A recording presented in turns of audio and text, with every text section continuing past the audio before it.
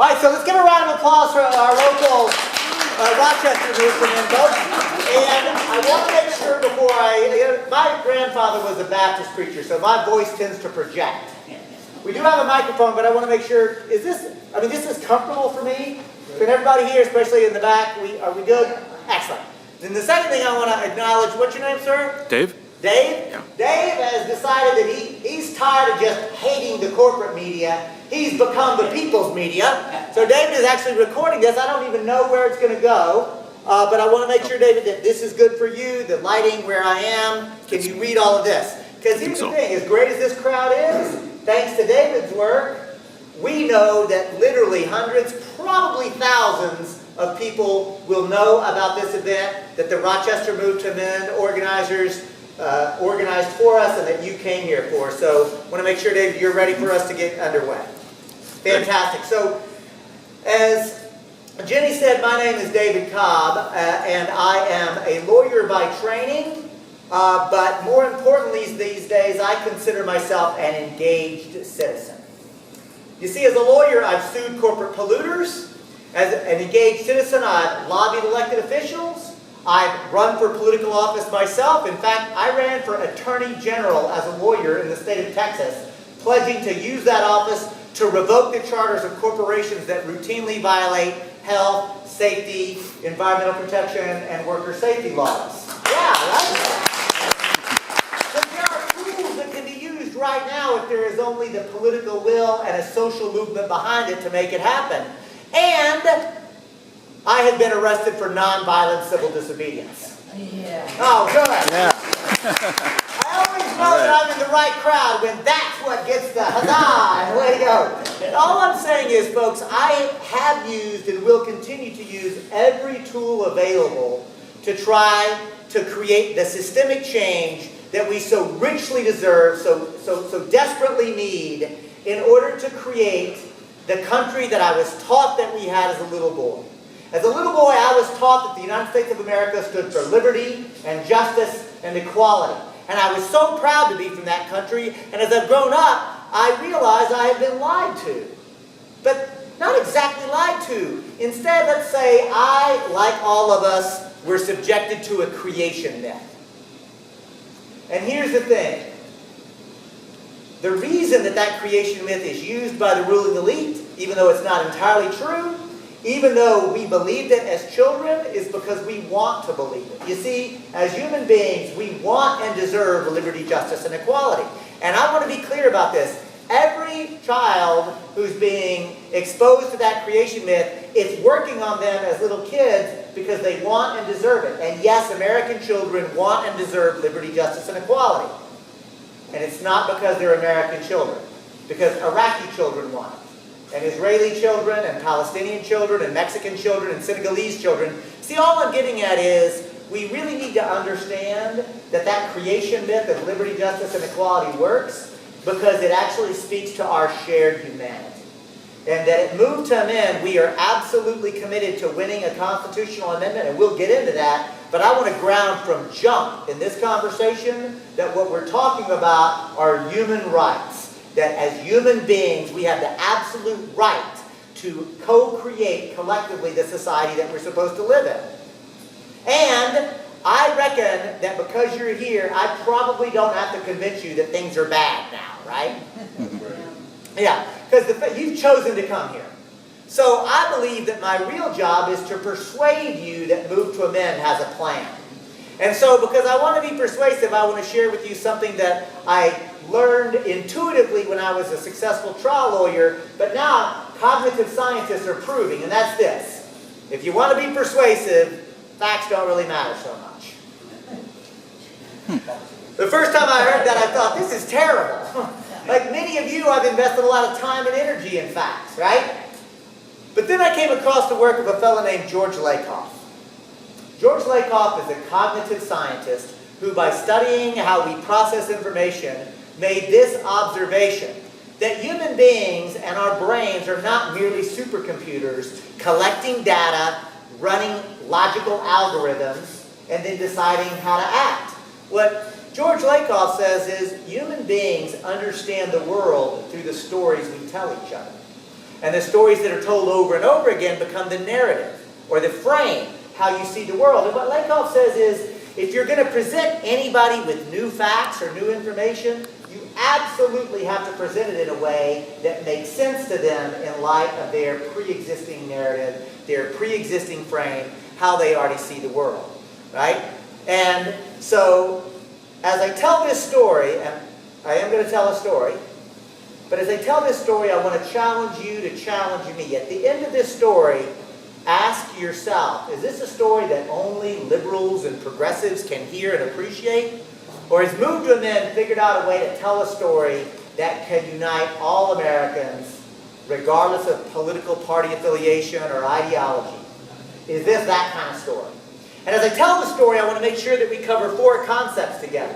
The first concept that we're going to cover is the word democracy. That word gets tossed around a lot. So let's make sure we've got some common ground. From what language does the word democracy derive? Greek. Greek, very good. Demos means? Oh. Anybody know? Say it, Paul. It's all right. Something of the people? The people. That's exactly right. Literally, it means the people. And the word kratia in Attic Greek means rule or power. So literally, translated from the Attic Greek, the word democracy means the people rule. Pop quiz. How many of y'all believe we the people are ruling in the United States? Don't be shy. Look around. I ask this question everywhere I go. Not a single one of you raised your hands. I ask this question all across the country.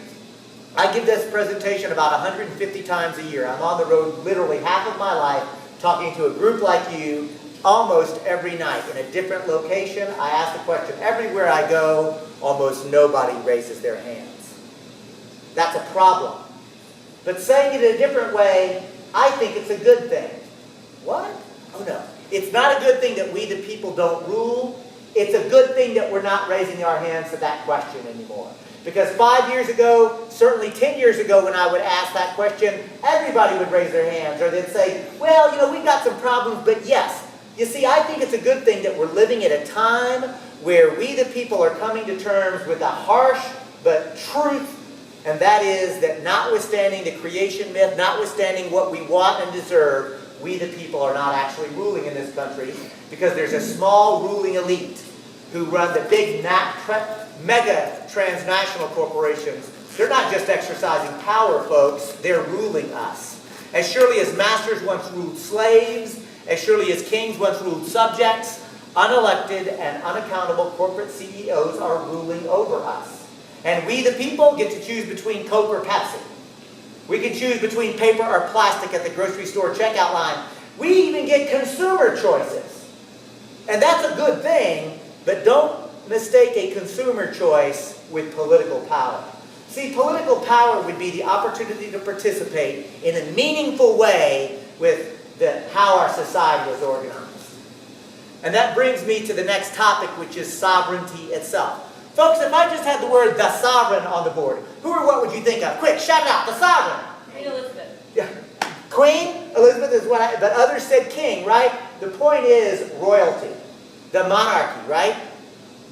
That's because 500 years ago, the monarchs were the sovereigns. The sovereigns were the monarchs. Those words were literally synonymous. And where did the monarchy claim their authority to rule? From God. God. And that you don't get more legitimate than that. Right? If you can say your authority to rule comes from God, then you get another, like a special dispensation. Literally the word sovereignty means the authority to rule. Right? And folks, I am a Green Party member, and I'm proud of that. But I'm equally proud to say I frequently work in coalition and partnership with Democrats on day to day. And I frequently work with Republicans and Libertarians. And honestly, around fights for civil liberties, it's frequently Republicans that I work in coalition with, or Libertarians that I work in coalition with. See, I'll work with anybody if I can find common ground in a coalitional way, right? And I say that not so you'll pat me on the head. I say it so you'll understand and appreciate what I mean when I say, in my 15, 20 years of social change organizing, looking for coalition partners, I've never had the privilege or the opportunity to work in coalition with a monarchist.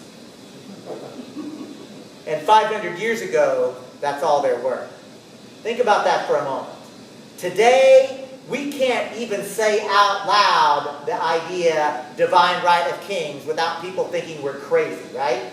I mean, when is the last time you heard somebody in a political argument saying, well, you know, we really need to check in with the king who has the direct connect with God, who is going to tell us how society should be organized. Has anybody had that? Right, exactly. Paul's chuckling, right? That's a crazy idea, right? Except for how 500 years ago, every person basically believed that. And the reason I want to say that is to really ground something. And that is this. And hold on, because the text is going to get metaphysical on y'all. Here it comes. We are all collectively participating in creating our shared collective reality. Right now. Another way to say it is, if enough people think that something is true, and enough people act like it's true, it is true. It becomes true. And so, if it is true that the United States of America is fundamentally racist, sexist, and class oppressive, that is true. And if it is true that these huge corporations are destroying the planet that we depend upon for life itself, that is true. See, if these things are true, I suggest we ought to start thinking and acting differently than we have been. Maybe we ought to start thinking and acting like we're in a crisis. You know why I think we ought to start thinking and acting like we're in a crisis? Because we're in a crisis. We need to say that out loud. We are in an ecological crisis. It's not coming, it's here and going to get worse unless we interrupt it. We are in an economic crisis, and it's not over, by the way. Right? If you think the housing crisis and the housing bubble is bad, wait till the student loan crisis really hits. Because young people today are being saddled with a debt that people of my generation and older cannot even fathom. Oh, and by the way, these young people who are being saddled with $50,000, $75,000, $100,000 worth of debt, there are no actual jobs in line for them, or very, very few of them. This is going to be trillions of dollars that have been extracted from the economy, sucked up by a small ruling elite of billionaires, while the rest of us are paying. This economic crisis is also leading to a political crisis. And I want to be clear about this political crisis, my friends, because the political crisis is happening because our elections are being stolen from us, and the opportunity to actually have meaningful conversation is dwindling. And only those who are already vetted by the very wealthy are the ones who are presented as, quote, viable candidates. Right? In fact, I think it's time that we got used to and comfortable with saying the F word in public. Would I actually say it? Of course not. I'm a Southern boy. But I will say this F word, fascism. We have to understand that there is a corporate takeover of our government and our politics. And remember, Benito Mussolini, the fascist dictator and fascist political philosopher, said fascism should more properly be called corporatism because it merges the economic might of our transnational corporations with the military might of our nation. And he thought it was a good thing. Think about that. And that brings me to the next topic, which is legal personhood. Please note I did not write corporate personhood on the board. Right? Because legal personhood very simply just means the ability to assert rights. And because we're talking about legal personhood, we mean the ability to assert rights under law. And saying it that way, I hope it's obvious, this is not a concept that only lawyers should concern themselves with. The issue of who can assert rights in a court of law and have those rights recognized and acknowledged has been at the very core of every social movement in this country. From the American Revolution itself, to the abolitionist movement, the women's suffrage movement, the trade union movement, the civil rights movement, the question of who can assert rights and have those rights acknowledged in the court system has been at the core of every movement. And the last word on the board is the word corporation. From what language does the word corporation derive? It's Latin. Corpus means body, and the suffix tion just means to have or create. And so when you translate corporation from Latin, it means to have or create body. And by body, I mean physical body. And that's because in law school we're taught. By the way, are there any lawyers in the crowd besides me that would admit it? No? In law school, we are taught a corporation is a legal fiction. And even if you haven't been subjected to 3 years of law school, if you've just heard that phrase that a corporation is a legal fiction, even if you couldn't precisely define it, if you've heard that a corporation is a legal fiction, raise your hand. Nobody? Well, I'll tell you, the idea that a corporation is a legal fiction is because, as my first year corporations professor told us, a corporation is a legal fiction. It doesn't actually exist in the physical world. And I remember thinking, well, wait, isn't that reality? And she said, no, that a corporation is a legal fiction because we're going to pretend like this group of people, the investors, the shareholders, we're going to pretend like the resources that they've accumulated and the mechanisms and the contracts that they make, a very, very concept, a very profound abstract concept, we're going to pretend like it's one thing in the material world so we can treat it a certain way under law. And remember, if enough people think that something is true, and enough people act like it's true, it becomes true. Folks, something very important to recognize, that part of my job as I travel around the country is to say, corporations only exist because we the people say they do. If we say they don't, they don't. And if we say they exist, we can say how they will operate and what they can or cannot do. They are actually created collectively by us. All of us in society, right? And the legal system is, and the political system is underlying it, because the word corporation comes from Latin, because the first corporations ever created by the creative genius of the American mind were created during the Roman Republic. For example, how many people here have said all roads lead to Rome? That's something you're familiar with? All right, well, check it out. That road system, it was built, operated, and maintained as a corporation. Likewise, the aqueduct system, that amazing bit of Roman engineering that moved water all across the Italian peninsula without electricity. Let's just take a moment to say, see how clever human beings are? See how creative we are? I'll tell you this. I don't think there's a problem today, actually, that we don't have a solution to. Our problems are not actually scientific and technical anymore. They're almost all political. Because if we, the people, actually controlled our political process, we could solve almost every... There are solutions that are just not being implemented, right? But that aqueduct system, guess what? It was created, operated, and maintained as a corporation. Likewise, the first universities, the first hospitals. Can you guess? Corporation. Pop quiz. What is a water system, a road system, a university, and a hospital? What do those things all have in common? Louder, Jenny. Corporation? No. Public. Yeah, I know. I heard somebody say public. These are all public things. See, the genius of the concept of a corporation is to merely create a mechanism under law and society to facilitate and encourage private resources to come together to put to some public use. Saying it that way, I hope it's obvious that neither David Cobb, nor Jenny, nor Nancy, nor Amanda, nor Barbara, Paul, none of us are against corporations. Right? What we're against is the outrageous, ludicrous idea that these entities created under law have constitutional rights. Right? So we're not, yeah, you can applaud that. She's like, well said, she says. That we are not anti-corporation. That's ridiculous. Right? But I also want to point something out.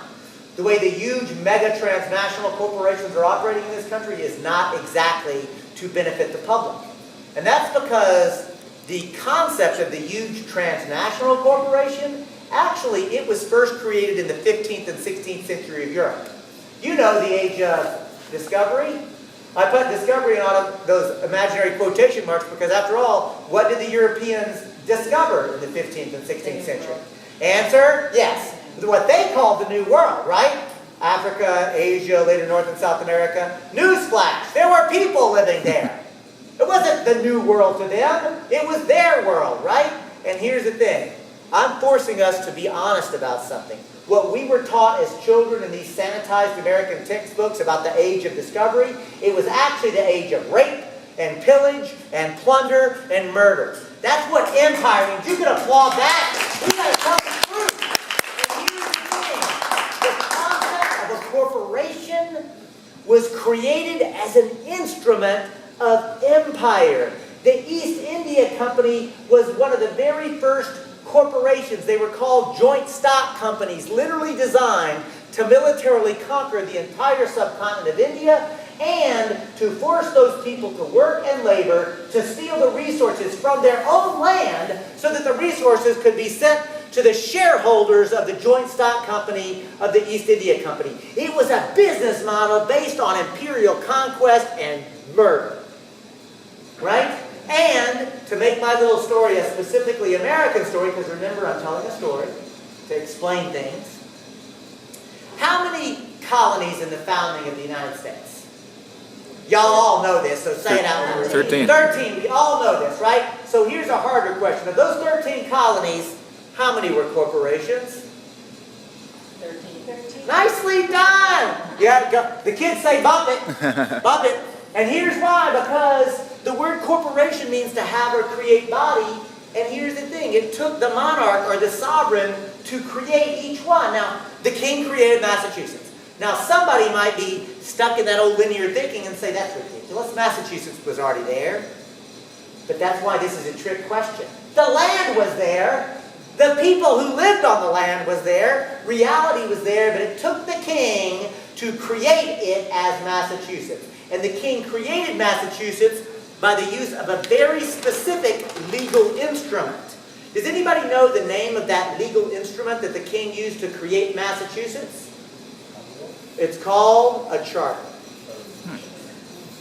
And now I will illustrate how it is that the king created Massachusetts. And in this little illustration or this exercise, I'll be the king. Hey, why do y'all think I get to be the king in this exercise? Answer? I'm telling the story. See how important stories are? See how important it is that we ought to ask who's telling these stories? And let's remember that today, 8 huge corporations are controlling all of the story, or about 95% of the stories that we hear. And I mean not just news, I mean films and books. The narrative is being corporatized. They're trying to corporatize our very imagination space, right? Stories really matter, which is why it's so important we tell each other the truth. And that we tell our own stories so that we see the corporatists whenever they're just trying to propagandize us. But in this illustration, I'll be the king and I will create Massachusetts. But listen, y'all, I'm the king. I'm not going to bother with the day-to-day affairs of Massachusetts, right? So I will create a new entity or a new title called a royal governor. And now I will quote from the actual charter that created Massachusetts. Watch this. I, the king, create Massachusetts. I assign a royal governor and assign a person as the royal governor, assign that person the legal responsibility. And here comes the quote in the original charter that created Massachusetts. The royal governor must plant, rule, and govern this entire area on behalf of me, the king, to benefit me, the king, but also to benefit the other shareholders of the joint stock company known as the Massachusetts Bay Trading Company. Massachusetts began on the same imperial business model as the East India Company did. And today, we wouldn't call the person responsible for the joint stock company the royal governor. In today's parlance, what would we call that royal governor? CEO. A CEO.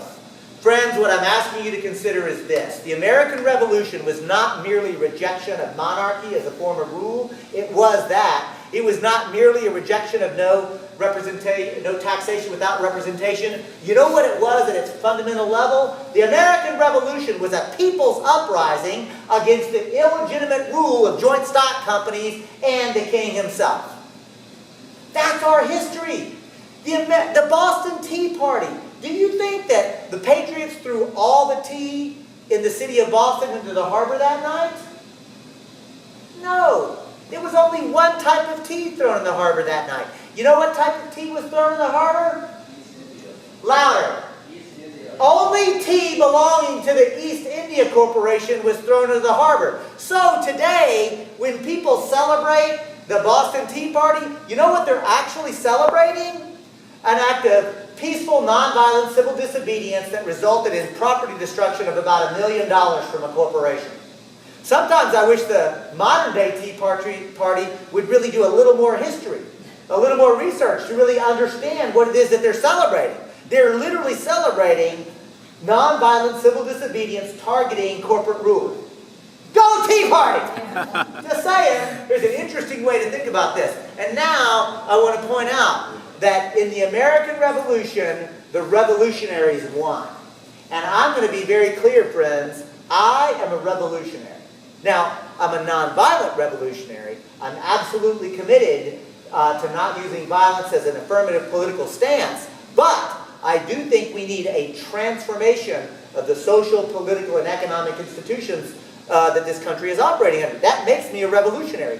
And as a revolutionary, just like the American revolutionaries. And as a revolutionary, it makes me very happy to remind myself and you that in the American Revolution, the revolutionaries won. And when you win a revolution, you get to write a new charter, a new document, a new legal instrument to describe how society is supposed to be operating. So in this country, what is that charter called? What is the supreme law of the land, the document that we're supposed to govern us? The U.S. Constitution. How many people have read the U.S. Constitution? Oh, good. A couple of hands go up. So y'all can grade my paper. See if I get this right. I will tell you, when you read the Constitution in its entirety, you'll see two actors, like two real big concepts. The first concept is the most important concept. In fact, it's so important it's the first three words of that document. We the people. All I ever have to do is put my hands up to my ear and people say it. We the people. We've been trained. Those are hallowed words in this country, and they should be. See, we the people come together to create the second concept, which is government itself. Saying it this way, I hope it's obvious that we the people create government. Government is actually dependent upon we the people. In fact, I like how some of my friends say it, the people should never be afraid of the government. Actually, they say government should be afraid of the people. Pop quiz, how many of y'all believe the government is afraid of we the people? I'm glad those, yeah, so several hands went up. See, for those of you who didn't raise your hands, let me suggest that's a slow burn question. Here's a follow-up question. If the government isn't afraid of we the people, why are they spying on us? Because let me tell you something, friends, and this is something that is not easy to say, but it's a truthful thing. It's an objective thing. For the last 40 years in this country, whether there was a Democrat or a Republican in office, there has been an increase in the amount of surveillance of ordinary Americans. Every administration, it's gotten worse. Every administration has utilized more and more security apparatus and surveillance over the American people. The reality is the government is afraid of us, and I'm going to do you one better. The ruling elite are deathly afraid of us. And if you don't think the ruling elite is afraid of us, I got one word for you. Occupy. Right? Because if you think, because look, I had the privilege of traveling across the country during the Occupy encampment era, right? And everywhere I went, you know what I saw? People talking to each other. That's what I saw. Ordinary people coming together and having conversations. See, the ruling elite doesn't mind if we talk to each other, provided we're talking about sports, or entertainment, or celebrity, or fashion, or the latest gadget that they want us to buy. But the Occupy movement scared the bejesus out of them because we were talking about why does 1% rule 99%? Because they were acting, why in the richest country the world has ever seen do 25% of the children go to bed hungry at night?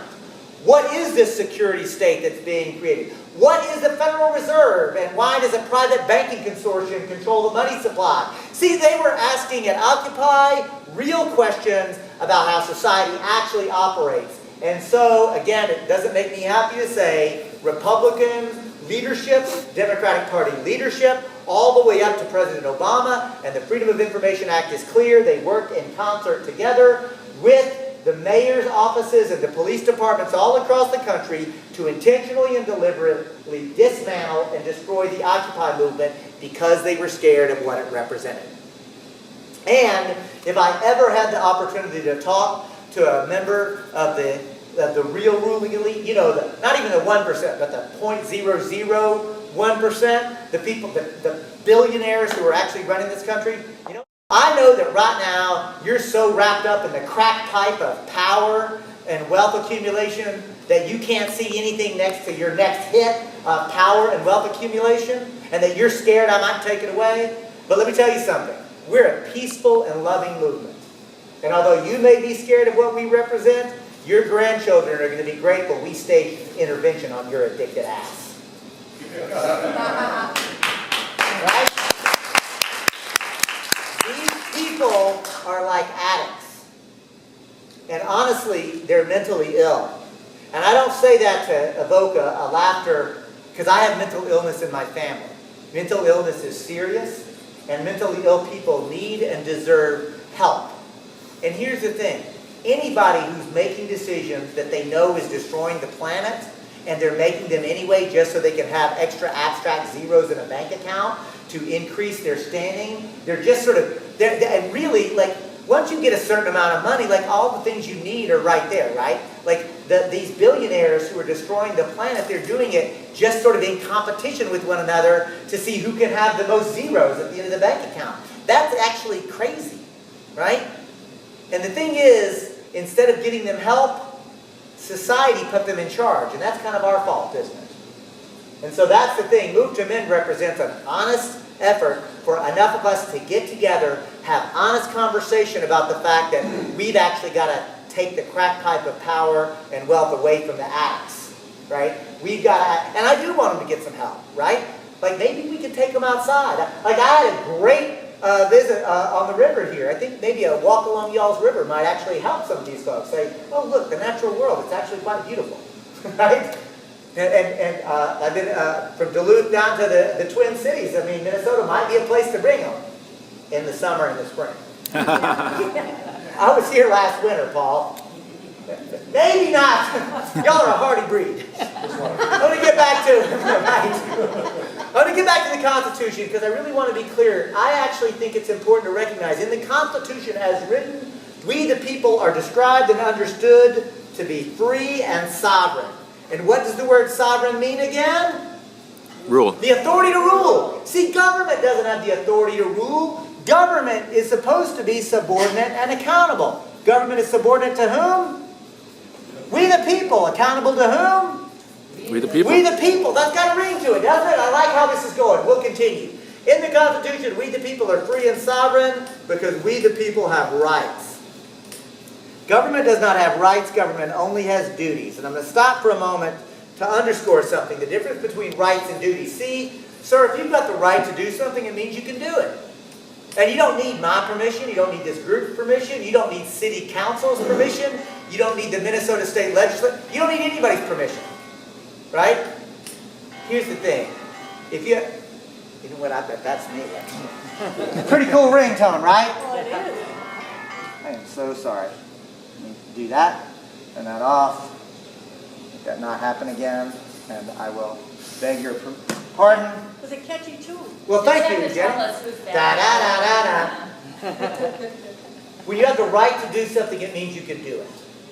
Government never has rights over the people. Government only has duties to the people. And those duties come from the concept that all power resides with the people. Thomas Jefferson said, no government is even legitimate if it does not have the consent of the governed, because the people are the source of all the power. But get this, what's with population more or less of Rochester? How many? About 100,000, more or less? Yeah. So I'll tell you this, I will celebrate that 100,000 people in Rochester hold all the political power. That's a true statement, but I'll tell you this, I would not want to go to a meeting of 100,000 people to make city policy. Now let's ask, what's the population of the county? Probably about 200,000 maybe? Now let me ask you this. What is the population of the state of Minnesota? I thought it was about 4 million, but maybe 3. Oh, wow. Yeah, so it's a big, right? Does anybody want to go to a meeting of 5 million people to make Minnesota state law? That's crazy, right? And look, I like political meetings, but I'm not going to that one. It's insane. See, in our frame of government, we the people collectively do hold all the political power, but we wisely delegate a certain amount of our power to government. Do we delegate all our power to government? No! We only delegate enough power for government to perform the duties that we have told them to do. And how does government discharge those duties? Why, they write public policy and laws. And whether we agree or disagree with them, if it's gone through a legitimate process, that's the public law. But remember, the one thing that no public law can do is to violate anybody's private constitutional rights. You see how important it is, the difference between our private actions and our public communitarian self? And saying it this way, I want to say, this is brilliant. This is beautiful. We should try that in this country. This would totally work. And I'm not joking, this is brilliant. I'm not joking, this is beautiful. And I'm not joking, we've never tried it. Because before I go 1 second further, waxing poetic about the brilliance of the U.S. Constitution, somebody tell me what year this Constitution gets adopted. What's the ratification year, if you know? 1789, that's right. 1789. 1789, and I want that date on the board so I can remind you that the concept of legal personhood means the ability to assert rights. So in 1789, when this document that we were taught to revere was enacted, who was a legal person? What were their characteristics? White. Male. Landowner. Property owner. Landowner. You see how many restrictions were put on who was a legal person? And so the problem is not in the framework. The problem is literally in the definition of who is a legal person. Because if everybody is a person, this would work. But it took social movements to ensure that everybody was a legal person. In fact, to put a fine point on it and to say it as honestly as I can, this document, for all its beauty and all the rhetoric, it did not stop the intentional, deliberate effort at genocide against the human beings who already lived here. The indigenous people were not considered persons with rights. This document, for all its beauty as a concept, did not prevent the enslavement of Africans who were brought at the barrel of a gun or the point of a spear and forced to build this country with slave labor. They were not persons with rights. This document didn't protect women. Women were not persons with rights. In fact, this document didn't protect most of the white men. Because most of the white men, as my friend said, what's your first name again? Will, as Will correctly pointed out, they weren't property owners. So they were second-class citizens. You know what percentage of the adult human beings living in the newly created United States in 1789? You know how many of the actual human beings living here would have been considered legal persons? 1%. 1%. It's good. That 1%, 99% meme, that really works. That's a good one. But come on, don't be so cynical. It's not 1%, it's 5%. Let that sink in for a moment. 95% of the adult human beings living in the United States were not considered legal persons. It took social movements to change that.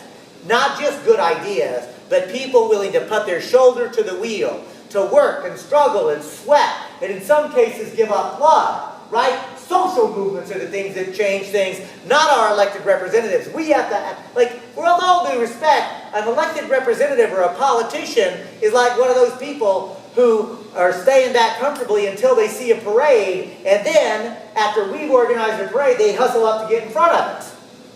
We got to build a parade. We got to build a movement that's so large and so powerful that it changes that. And now that I've laid this all out, we might ask, well, where should a corporation go? Well, here's a question. What does it take to form a corporation in Minnesota today? Charter. A charter. And it's actually easy to get. You fill out a piece of paper, pay $75, and you will get a charter from a clerk will rubber stamp it and send it to you. You know how long your charter can last in Minnesota? Forever. Forever, Will. Do you know what you can do with the corporate charter according to the Minnesota Corporation Code today? Answer, anything legally permissible. That's what your corporate corporation code in Minnesota says today. Now I'm going to take you back to 1789 and tell you what it once took to form a corporation in every one of the 13 states. This was true for the next 100 years, by the way. First, your application didn't go to a trivial clerk. Your application went directly to the State House of Representatives, where they discussed it, debated it, and voted on it, and you had to get a majority vote. But after a majority vote of the House, that's not enough, because now it goes to the State Senate, where they discuss it, debate it, and vote on it, and you got to get another majority vote. But that's still not enough, because after a majority vote in the House and a majority vote in the State Senate, it goes to the governor, who has to be willing to sign it. Does that sound anything like creating a corporate charter today? Sounds like a law. Thank you, Will. It's a law. The founders' original intent of the corporation was the political equivalent of a state law, because they realized that limited liability was a privilege, not a right. I'm going to say that again.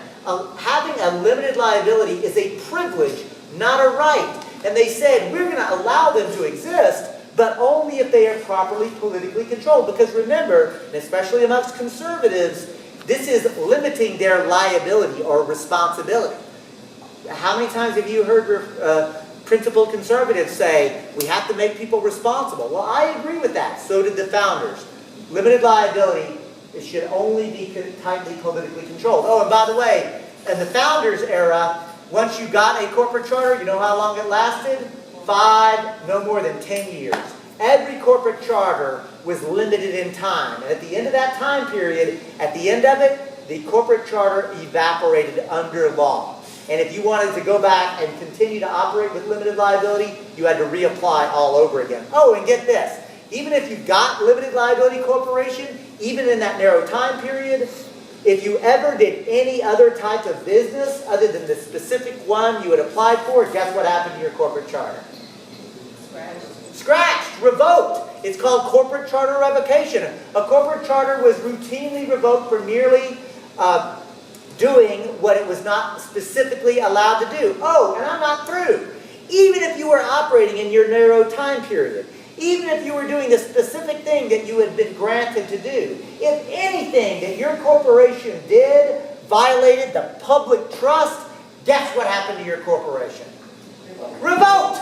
Corporate charters were once routinely revoked for merely acting outside the public interest, which brings us to this pop quiz question. Somebody name a single one of the Fortune 500 corporations that could even operate with the political restrictions that our founders once put on them. I'll wait. None! Again, I'm not saying that Move to Amend is against corporations. I'm merely pointing, and by the way, there are hundreds of thousands of corporations that are operating today in good faith. They're producing goods and services. They're making profits for shareholders. This is not the issue. The issue is today these huge corporations have become governing institutions outside of the control of we the people. And so, now that we know it takes an action of state government to even create that corporate charter, we understand that the corporate charter can be used to hold the corporation subordinate and accountable. We understand that the corporate charter describes the duties of what a corporation can or cannot do. We understand that a corporation should only be allowed to exist if it serves the public interest. Isn't it obvious that a corporation should be here as our founders envisioned? And now, my friends, I thank you for your patience, because here comes the punchline. When the U.S. Supreme Court comes waltzing in and says, notwithstanding logic and law and precedent and U.S. history, 5 of us are going to tell 300 million of you, from now on, you have to treat this artificial entity created by the state, you have to treat it as if it's a person with rights. It perverts the whole thing. See, corporate personhood is just a shorthand for the illegitimate, totally court-created idea that we have to treat a corporation as if it's a person with rights. And friends, if that is true, it means we have lost control of our own democratic republic, because corporate lawyers are allowed to go into court and overturn any law you can imagine. Yes, campaign finance laws get overturned, but you know what else?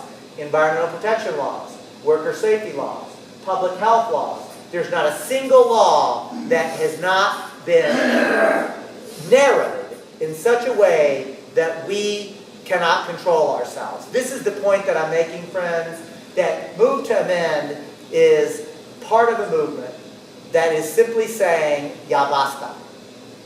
Enough already. This is crazy. We need to build a movement the same way the abolitionists did, the women's suffrage movement did, the trade union movement, the civil rights movement.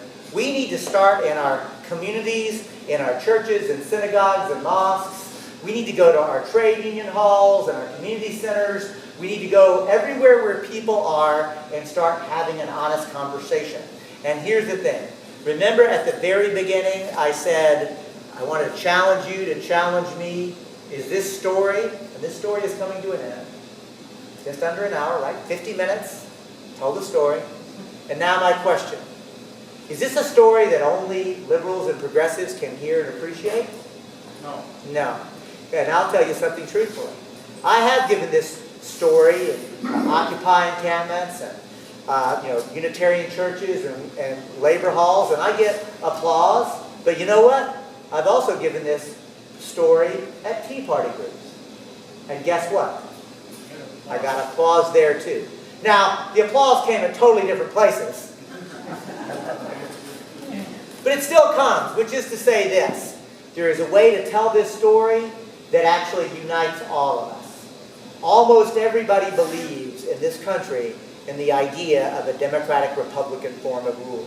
That we the people are sovereign, we're supposed to rule ourselves, but the one thing the majority is not supposed to be able to do is to violate the inherent inalienable constitutional rights of ordinary people.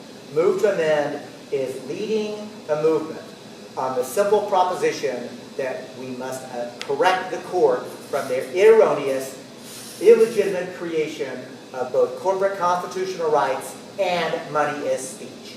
Two legal doctrines, not just one court decision, not just one law, but doctrines, right, that taken together have stolen our sacred right to self-government. And as a lawyer, what just chaps my hide, what makes me righteously angry, is that they're using our legal system to legitimize the theft. And they're telling us we have to accept it. Well, friends, we don't have to accept it. Any more than the abolitionists had to accept slavery that was codified by the Constitution and the courts upheld. Any more than the women had to accept laws that said that they were second-class citizens. The reality is we have it in our power, but not alone. I can't do it. Me and Paul can't do it. Me, Paul, Nancy, Jenny, and Amanda? Deb, we can't do it. But hundreds of thousands of us, millions of us together, we can. And I'm going to conclude with this before I open it up for discussion and questions. Move to Amend began in a living room in 2010. There were 12 people. Today, as I stand before you, 363,000 people and growing. We have helped 600 communities pass resolutions of support. We have helped 16 states pass resolutions. And we've got about 100 local affiliates. And welcome Rochester, one of the local affiliates. Let's give a round of applause. Locals. And get this. We put our language on the ballot 200 times. In other words, not just resolutions where the city council members vote on it, but 200 times we put it on the ballot where ordinary people get to vote on whether they support the idea that a corporation should be a person with constitutional rights. Been on the ballot 200 times. Guess how many times we've won? Every single one. 200! Well, we haven't lost once.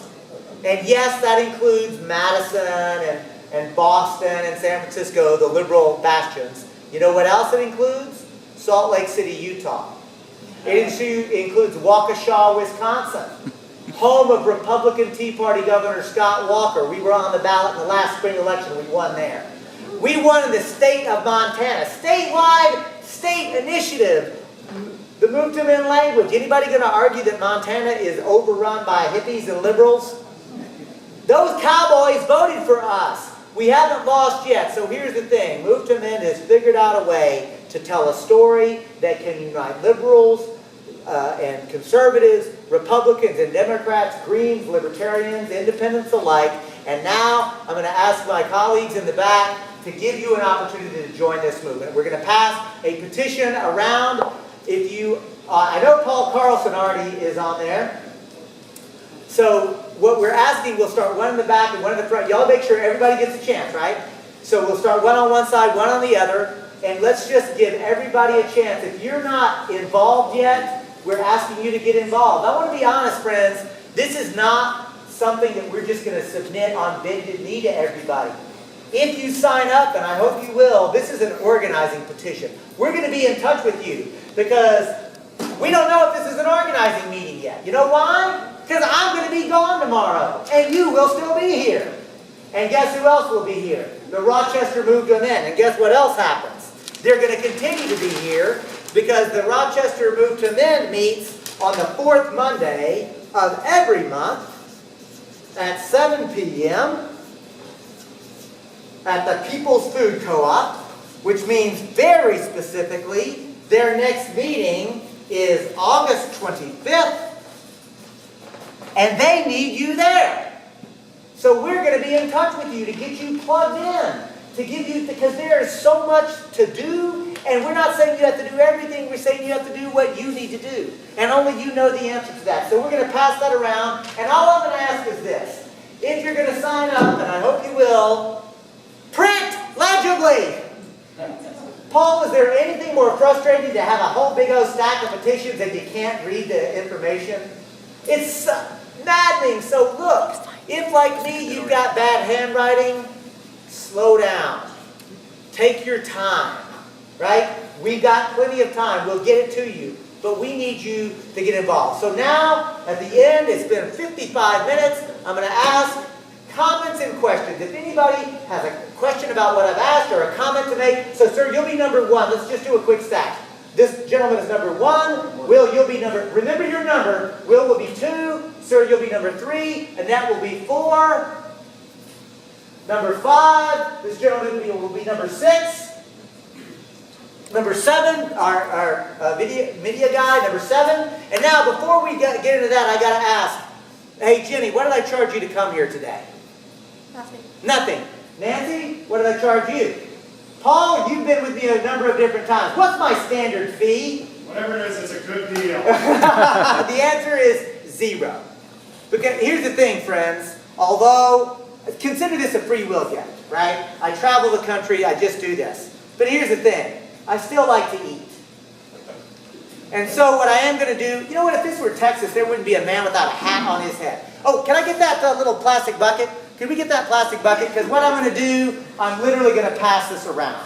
And if you're capable of or willing to make a donation, please do. Now, here's the thing, y'all. You don't have to if you don't want to. But if you're willing to, make a donation. And here's the thing. If you don't have it with you, but you want to take one of these, it's already addressed. All the information is there. Y'all been to church, right? This should not be like that unusual. Take one of these with you and mail it in. And if you don't want to put any money on here, that's totally fine too. Don't leave just because we're passing around a little bucket. The last thing is this. Is there anybody in this crowd who would like to be able to make a credit card donation? Because we actually have the technology to do that. Is there anybody, and we'll get Deb to help out. Does anybody want to make a credit card donation? Because if you do, I just want to make sure we've got you.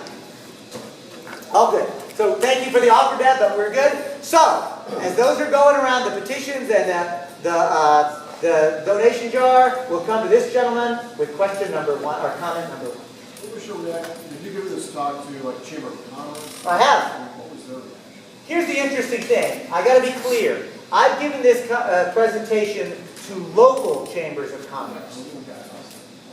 Local chambers of commerce, ordinary merchants. Once I explain, we're not against limited liability. We're only against the idea of corporations having constitutional rights and how that actually will help them as local merchants. They sign on. We've got literally hundreds, if not thousands, of local business owners who are actually supporting Move to Men. The U.S. Chamber of Commerce, a completely different story. We should make a distinction between the local chambers of commerce and merchants who are the backbone of this economy. By the way, do you know that the Fortune 500 corporations are actually a net loser of jobs over the last 2 decades, and not losing jobs like, oops, where'd they go? But lost jobs as in intentional corporate decisions to ship jobs overseas. The only reason this economy is afloat today is because local merchants who feel patriotic to this country and to their local communities, and even though they're not mega wealthy, you know what those local merchants do? They also support the Little League, and they support the girls and boys clubs, and they're the backbone of real charitable giving in this country, and these big, huge corporations give 0.001%, and we're supposed to be grateful for it. So that's what I'm going to say, is make a distinction between local merchants, locally owned and independently operated, versus these big, huge transnational corporations. Who's number 2? Will. I just want to say thank you so much for what you do. You are a true inspiration, and I couldn't thank you enough for coming to Rochester and supporting our community. And I think what you said and how you articulated was just flawless. It was just perfect. And I just want to say thank you again for everything you do on behalf of Move to Amend. And so my question is, how long do you think this will take? Do you think this will take 5 years, 10 years, 20 years? Because I know that to take a constitutional amendment takes a lot of hard work, takes a lot of preparation, and it takes a lot of time. So time-wise, how long do you think it will take? It's a fair question. I'm going to be very candid, because like when you ask me a question, you'll get an honest answer. My honest answer is, first of all, I want to be clear. We are going to amend the Constitution. I do believe that with every fiber in my being. I wouldn't do this if I didn't think that we could win. And the constitutional amendment is a 15 to 20 year, like that's the arc to amending the Constitution. But I want to be clear. There are going to be a lot of victories along the way as the movement rises. You're going to see a lot of things begin to shift. They're already starting to shift, right? The political discourse is shifting now. And again, let's give a round of applause to the Occupy movement, right? The Occupy movement that started with just ordinary people shifted and began a conversation about income inequality that had not been taking place for 40 years, right, in this country. I mean, like, so something is happening, and I think look, Move to Amend would never dare to speak for the Occupy movement, but we happily collaborate with the Occupy movement. And I don't know exactly, let me tell you something, Occupy is not dead. Occupy 2.0 is gestating as we speak. I don't know what Occupy 2.0 is actually going to look like. I doubt it will be encampments, but something will emerge out of it. And Move to Amend stands ready to collaborate with Occupy 2.0 regardless of what it looks like. Right? There are still occupiers out there. How many people here today, right now, would say, well, you know what, I'm an occupier. Let's get a round of applause for the hands that just went up. These are the people who prepared the way for what's going on. And I say all this, Will, to say 20 years, 15 to 20 years to amend the Constitution, but we shift the culture as we go. And every fight that we make, we open up the opportunity for more victories to be had. And remember this. Move to Amend, when I talk about us like abolitionists, I mean that sincerely. But abolitionists of the 1840s, when people were meeting in small churches and barns, oftentimes in secret, right? To have clandestine meetings. And then, with all that work and the creation of the Underground Railroad and people willing to sweat and bleed and die for the idea, not to say on a legal principle, but to say as a matter of moral, ethic, responsibility, this whole institution is profoundly wrong. Well, I'm here to tell you, as a matter of ethics and morals, corporations having constitutional rights is profoundly wrong. And we have to be just that serious. Well, the Move to Amend, we've talked about this at our meetings here in Rochester, that Move to Amend is saying that they want a constitutional amendment, otherwise they want to convene a convention. Mm-hmm. Is that always going to be something that people run up against and go, whoa, because they're threatened that there will be a blank slate. That means that you can re-amend everything. But now the Senate Judiciary Committee, people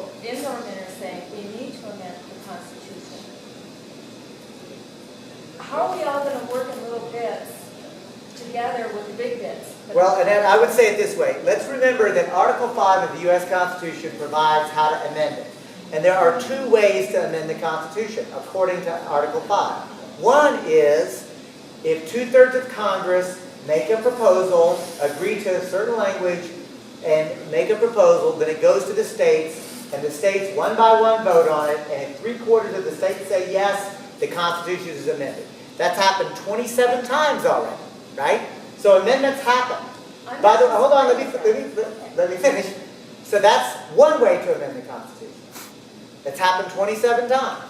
The other way to amend the Constitution is also described, and that is if 2/3 of the states call for a constitutional convention. Then anything that is proposed out of that convention still goes to the states for ratification. It still takes 3/4 of the states to ratify. That's sometimes called the Constitutional Convention or an Amendments Convention. But you have to remember, it's not a blank slate. The proposals still have to go to 3/4 of the states to pass it. So it is a huge political lift either way. You have to completely shift the culture of society in order to win. Now, move to amend is very clear. Whether it's 2/3 of Congress or 2/3 of the states calling a convention, we don't care. We will support either way to amend the Constitution. But I want to be clear. You know, Yogi Berra said it well. When you come to a fork in the road, what did he say? Take it. Take it. Right? So, but here's the thing, friends. Before we come to that fork in the road of 2/3 of Congress or 2/3 of the state calling for an amendments convention, there's a lot of political road that needs to be traveled. We're so early on this. So move to amend declines to take the position that some groups are saying, it must be done through Congress. Other people are saying, it must be done through an amendments convention. We say, you're nuts to be arguing with each other about that. The thing is, I'm proud that there are 363,000 people. We need 500,000 people. We need 1 million people. We need 3 million. We need 5 million. We need to make this a political demand in the Libertarian Party, the Green Party, the Republican Party, the Democratic Party, the Independence Party in this state. We need the Pink and Polka Dot Party. We got to make it clear, and here's the thing. Move to Amend is rolling out Pledge to Amend, a campaign where we go to candidates for office, whether they're an incumbent or a challenger, no matter what political party they're in, and we simply ask, will you support the Move to Amend's position to abolish corporate constitutional rights and money of speech? And we don't care what party you're in. We are not a front group for the Democratic Party or the Green Party or the Republican Party or the Libertarian Party. We are a people's movement making a demand. And here's the thing in that. That approach is actually what abolished slavery. What abolished the concept of the legal principle that said organizing trade unions is a federal criminal conspiracy. Do you know that that's actually what the courts once said? And both parties agreed? All I'm getting at is, when you say, how do we do the big and the little? By being principled. By saying, we are not partisan. We are about principle. And we're going to maintain our principle and work with anybody who will work with us. Number 5. Yes, sir. You mentioned that shareholders and stockholders, that's all okay and stuff, but what do you think the root of that shareholder and stockholder position within a corporation which is made up of people, how does that truly affect the foundation of the corporate rule in this country? Well, what I would say is this, that individuals who are either shareholders or workers or whatever are operating in what they perceive to be their self-interest. So, if the legal system allows and in fact encourages them to ship jobs overseas, that's what they'll do. It doesn't make them bad people. I mean, so this is the point. A legal system that says that a corporation has constitutional rights, which means that corporate lawyers can argue to overturn laws, they're good human beings, but they're just advocating for their clients. Again, I'm not going to turn this into some people are good or some people are bad. I'm saying structures and systems are in place that have encouraged and facilitated bad public policy. And the idea that a corporation is a person with constitutional right is bad public policy.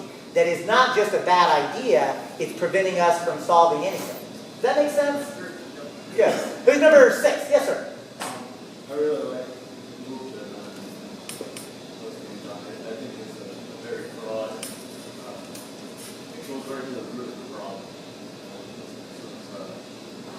great. I do think some work can be done along the same lines, I guess, as far as gaining control of our country and the problem with the big corporations is where I see this. At one time, the corporations were served the communities within which they operate. Absolutely. But now with globalism, this is all. It's virtually impossible. Yeah. So getting that back, I don't know really where that happens, but a couple of things that government has duties to the people. The non-profits have duties to the people. But it seems like the for-profits only have duties to shareholders. Yep. And maximizing profits and shareholder value. So here's the thing, let me just cut to the chase here. Maximizing shareholder value, that's actually a concept created by the courts too. It's called shareholder primacy. It was created in a case called Dodge versus Ford Motor Company. The Dodge brothers, who were shareholders of the Ford Motor Company, sued Henry Ford. Why? Because Henry Ford was paying enough money for his workers to be able to buy the cars he was producing. And Henry Ford said, I think that's just good business and it keeps people happy. He wasn't like some kind of radical communist. But here's the thing, the Dodge Motor Company said, but you're paying them too much. We can get people to work for even less. And as shareholders, you're violating our shareholder rights. The court could have easily said no. That's a decision that the corporate board can make. They agreed with the Dodge brothers. All I'm getting at, sir, is to remember that in court decisions, it's always one party versus another, right? This idea of corporate shareholder primacy was created. This idea that corporations have constitutional rights was created. We can create a different way to do economics and to do politics and to create our social institutions. I'll put you on the end of the stack. I just like to layer something right on what. Well, be very brief because we have a stack, so go ahead. Well, I'm just thinking of Margaret Kelly's books and minority capital, where she's talking about that our corporations are structured like aristocracy, where it's the stockholders move the top down, and instead, what she's saying is we need to flip it, where the employees, they will for the public good, they're structured for the public good, and the employees will, as far as wages and all those decisions, rather than it all being up here. And it's very interesting where she's in Minnesota, actually. So here's the thing. David's on the stack. I'm going to do one more round. Are there any other comments or questions? I'm happy to do it. So let's do this.